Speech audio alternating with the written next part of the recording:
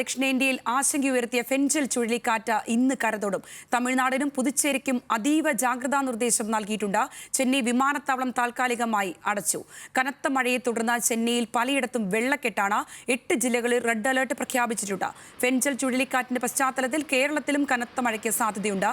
National ഡെസ്കിൽ നിന്നും ശ്രീജിത്ത് ബാലകൃഷ്ണനും ഡൽഹിയിൽ നിന്ന് ശരത് ലാലും ചേരുന്നുണ്ട്. വിശദമായ വിവരങ്ങൾ ആദ്യം ഡൽഹിയിലേക്കാണ്. ശരത്, എന്തൊക്കെയാണ് കാലാവസ്ഥാ നിരീക്ഷണ കേന്ദ്രം ഈ അവസരത്തിൽ പുറപ്പെടുവിക്കുന്ന ഏറ്റവും പുതിയ വിശദാംശങ്ങൾ? എന്താണ് ഈ ഘട്ടത്തിലുള്ള അപ്ഡേഷൻ?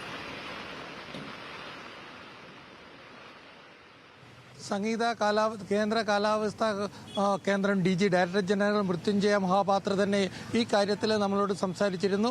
വളരെ പ്രധാനപ്പെട്ട കാര്യങ്ങളാണ് അദ്ദേഹം നമ്മളോട് പറഞ്ഞിരിക്കുന്നത്. കാരണം കേരളത്തിൽ ഡിസംബർ 1 മുതൽ, അതായത് നാളെ മുതൽ കനത്ത മഴയുണ്ടാകും. കാരണം അത് വളരെ ശക്തമായ മഴയായി 20 മില്ലിമീറ്റർ വരെ ശക്തമായ മഴ എറണാകുളം ജില്ലയിൽ ലഭിക്കുമെന്നാണ് മൃത്യുഞ്ജയ മഹാപാത്ര പറഞ്ഞിരിക്കുന്നത്. അതേപോലെ തന്നെ കടലിൽ 1 മീറ്റർ തിരമാല ഉയരാൻ സാധ്യതയുണ്ട്.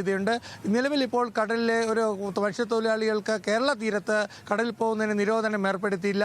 എന്നാൽ ഇന്ന് വൈകുന്നേരം കൂടെ ചുഴലിക്കാറ്റ് പോണ്ടിച്ചേരിയും ചെന്നൈയും ഇടയ്ക്ക് പുതുച്ചേരിയും ഇടയ്ക്ക് കര തൊടുമ്പോൾ അതിന് ദിശ അനുസരിച്ച് ആയിരിക്കും നമ്മുടെ മത്സ്യത്തൊഴിലാളികൾക്ക് വേണ്ട ജാഗ്രതാ നിർദ്ദേശം നൽകുക. ഇപ്പോൾ നൽകിയിരിക്കുന്ന ജാഗ്രതാ നിർദ്ദേശം മാത്രമാണ്. അതേപോലെ തന്നെ തൃശ്ശൂർ, മലപ്പുറം, ആലപ്പുഴ ജില്ലകളിലും കനത്ത മഴ പ്രവചിക്കുന്നു. തമിഴ്നാട്ടിലാണ് ഏറ്റവും കൂടുതൽ മുൻകരുതൽ നൽകിയിരിക്കുന്നത്. കൊടുങ്കാറ്റിൻ്റെ തീവ്രത മുഴുവൻ ശക്തമായി അനുഭവപ്പെടുക തമിഴ്നാട്ടിലാണ്. തമിഴ്നാട്ടിൻ്റെ തീരപ്രദേശങ്ങളാണ്. അവിടെ പൂർണ്ണമായും മത്സ്യബന്ധനം നിരോധിച്ചിട്ടുണ്ട്. കപ്പലുകൾക്ക് വഴിമാറാൻ പോകുവാൻ നിർദ്ദേശം നൽകിയിട്ടുണ്ട്. ഏതായാലും കര തൊടുന്നത് 75 മുതൽ 90 വരെയുള്ള കിലോമീറ്റർ വേഗതയിലാണ്. സ്വാഭാവികമായിട്ടും ഇതിൻ്റെ വളരെ വലിയ ഒരു കനത്ത മഴയും ഇതിനോടനുബന്ധിച്ച് തമിഴ്നാട്ടിലും അതേപോലെ ആന്ധ്രാപ്രദേശിൻ്റെ തീരപ്രദേശത്തും കേരളത്തിൻ്റെ തീരപ്രദേശത്തും കാലാവസ്ഥാ കേന്ദ്രം പ്രവചിക്കുന്നു.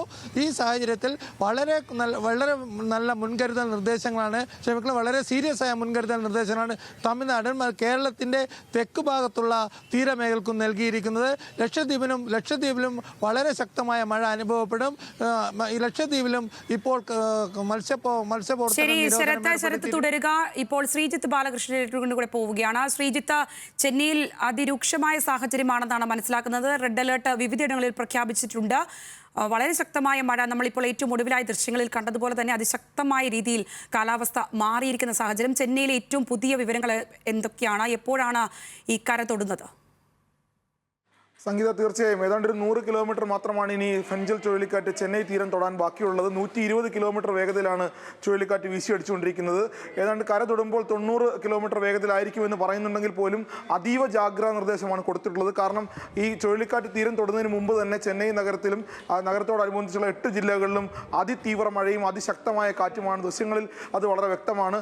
ആ അതിതീവ്ര മഴ ചെന്നൈ നഗരത്തെ അക്ഷരാർത്ഥത്തിൽ കനത്ത വെള്ളക്കെട്ടിലാക്കിയിട്ടുണ്ട്. എല്ലാ സബ്വേകളും നിറഞ്ഞൊഴുകുകയാണ്. കിൽപ്പോക്കും വിരുപ്പാക്കും അടക്കമുള്ള പ്രധാനപ്പെട്ട സബ്വേകളെല്ലാം നിറഞ്ഞു നിൽക്കുകയാണ്. അതുകൊണ്ട് തന്നെ വാഹന ഗതാഗതം പല ഭാഗത്തും അതിരൂക്ഷമായ ബ്ലോക്കിൽപ്പെട്ടിരിക്കുകയാണ്. ഇതിലേറ്റവും പ്രധാനപ്പെട്ടത് ഏതാണ്ട് 8 ജില്ലകളിൽ റെഡ് അലർട്ടാണ്. അതായത് ഏറ്റവും പ്രധാനമായിട്ട് തിരുവള്ളൂർ, വിഴുപുരം അടക്കമുള്ള 8 ജില്ലകൾ, അതിൽ കാഞ്ചീപുരവും ചെങ്കൽപ്പേട്ടും അടക്കം 8 ജില്ലകൾ റെഡ് അലർട്ടാണ്. അതിതീവ്ര മഴയാണ് ഈ 8 ജില്ലകളെയും ബാധിച്ചിട്ടുള്ളത്. അതായത് ചെന്നൈ നഗരത്തോട് ചേർന്നുള്ള വടക്കൻ ചെന്നൈയുടെ ഭാഗമായിട്ടുള്ള 8 ജില്ലകളിലാണ് ഈ അതിരൂക്ഷമായ തീവ്ര മഴ ചെന്നൈ നഗരത്തെ എമ്പാടും ബാധിച്ചിട്ടുള്ളത്. ഇതിൽ ഏറ്റവും പ്രധാനപ്പെട്ട നഗരത്തിൽ ജനങ്ങൾക്ക് അതീവ ജാഗ്രതാ നിർദ്ദേശമാണ് നൽകിയിട്ടുള്ളത്. ഒരു കാരണവശാലും വീടിന് പുറത്തിറങ്ങരുത്. വലിയ രൂപത്തിലുള്ള വൈദ്യുതി ലൈനുകൾ പൊട്ടിവീഴാൻ സാധ്യതയുണ്ട്. വീടുകളിൽ അത്യാവശ്യമായ സാധനങ്ങളെല്ലാം കരുതി വെക്കണം അടക്കമുള്ള വലിയ നിർദ്ദേശങ്ങൾ, ജാഗ്രതാ നിർദ്ദേശങ്ങൾ ചെന്നൈ കോർപ്പറേഷനും 8 ജില്ലാ ഭരണകൂടങ്ങളും കൊടുത്തിട്ടുണ്ട്. ഏറ്റവും പ്രധാനപ്പെട്ടത് മറ്റൊരു വിഷയം, ഇത് ചെന്നൈ വിമാനത്താവളം ഏതാണ്ട് ഇന്ന് രാത്രി 8 മണി വരെ ചെന്നൈ വിമാനത്താവളം താൽക്കാലികമായി അടച്ചിരിക്കുകയാണ്. പ്രധാനപ്പെട്ട വിമാന സർവീസുകളെല്ലാം, ചെന്നൈയിലേക്കുള്ള പ്രധാനപ്പെട്ട വിമാന സർവീസുകളെല്ലാം ഹൈദരാബാദിലേക്കും ബംഗളൂരിലേക്കുമാണ് മാറ്റിയിട്ടുള്ളത്. അതോടൊപ്പം തന്നെ ചെന്നൈ നഗരത്തിലെ റെയിൽവേ ട്രാക്കുകളിലെല്ലാം വെള്ളം കയറിയിട്ടുണ്ട്. ഏതാണ്ട് MGR സെൻട്രൽ റെയിൽവേ സ്റ്റേഷനും എഗ്മോർ റെയിൽവേ സ്റ്റേഷനും ഏതാണ്ട് ഭാഗികമായിട്ടെങ്കിലും മുങ്ങിയിട്ടുണ്ട് എന്നാണ് നാം മനസ്സിലാക്കുന്നത്. സബർബൻ ട്രെയിൻ, MTR അടക്കമുള്ള സബർബൻ മേഖലയിലെല്ലാം റെയിൽ ഗതാഗതങ്ങൾ വ്യാപകമായി നിലച്ചിട്ടുണ്ട്. അത് സ്തംഭിച്ചിട്ടുണ്ട് എന്ന് വേണം പറയാൻ. എഗ്മൂറിലേക്കും ചെന്നൈയിലേക്കുമുള്ള എല്ലാ യാത്രാ സംവിധാനങ്ങളും ഏതാണ്ട് മുടങ്ങിയ അവസ്ഥയിൽ തന്നെയാണുള്ളത്.